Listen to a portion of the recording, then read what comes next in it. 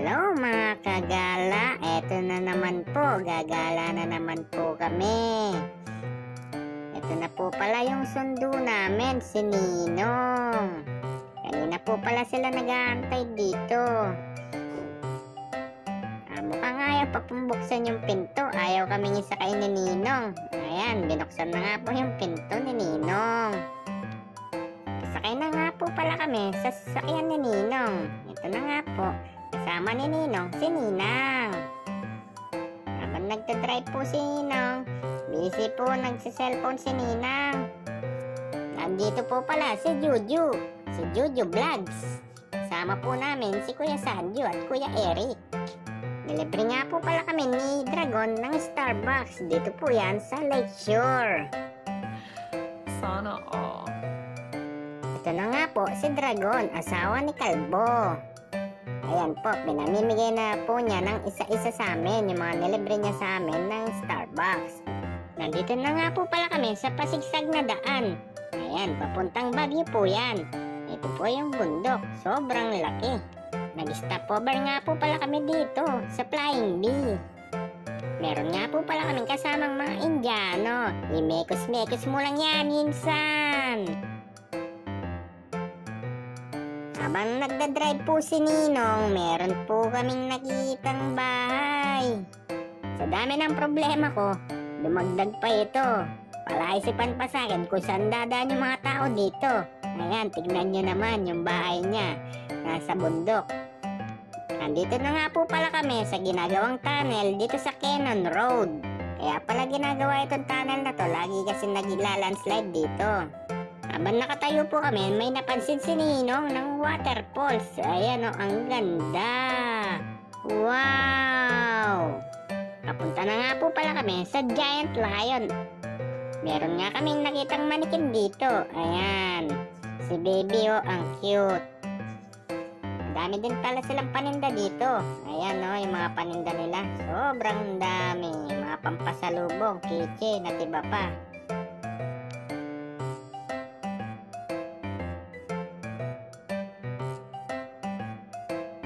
Meron nga po pala kami nakita ng aso dito. Sobrang laki o, naka-shades pa. Nandito na nga po pala kami sa Giant Lion. Si Baby o, tahimik o, nakagala na naman kasi. Picture-picture muna daw kami dito sa may bundok. Ayan. Ayan si Kuya Juju. Juju Vlogs. Nagpa-vlog po siya ngayon. Ayan, binibidyoan ni Dragon.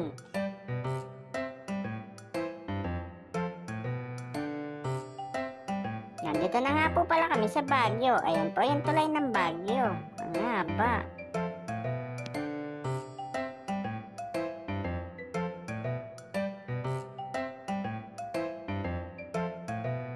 Mukhang naliligaw yata yung mga kasama namin. Ayan po si Juju. Ayan po yung anak niya. Kasama niya. Nandito na nga po pala kami sa transient na nirentahan namin. Ito ngayon, magpapark na si Ninong. Naka-centralize siguro yung aircon nila dito sa Baguio. Sobrang lamig sa labas. Wow naman! Wow! Wow! Ito nga pala yung nirentahan namin transient. Meron pang TV.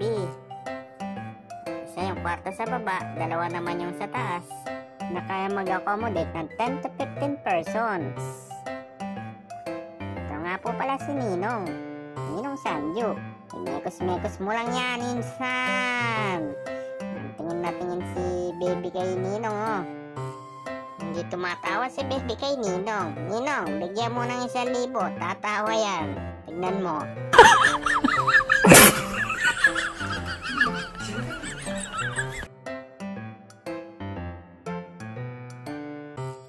Lumabas nga po pala kami para bumili ng makakain. Meron din silang iniyaw dito. Ayan. Meron silang pares, 99, only rice, only soup. Ayan yung mga ibang ulam. Dami kayong mapagpipilian dito.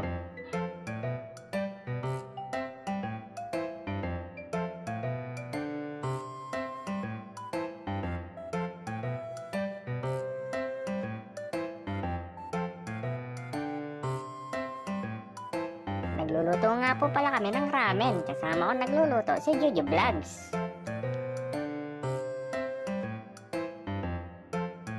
At eto nga po, titikman kung luto na.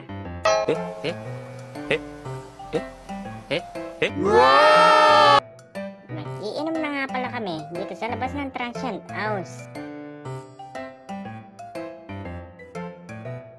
After namin uminom at malasing, nandito kami ngayon sa labas. Nag-aabang ng taxi para pumunta sa night market. Nakasakay na nga pala kami dito sa taxi. Kasama ko yung dalawang Indiano. Nandito na pala kami sa night market. Tignan nyo naman, sobrang dami ng tao.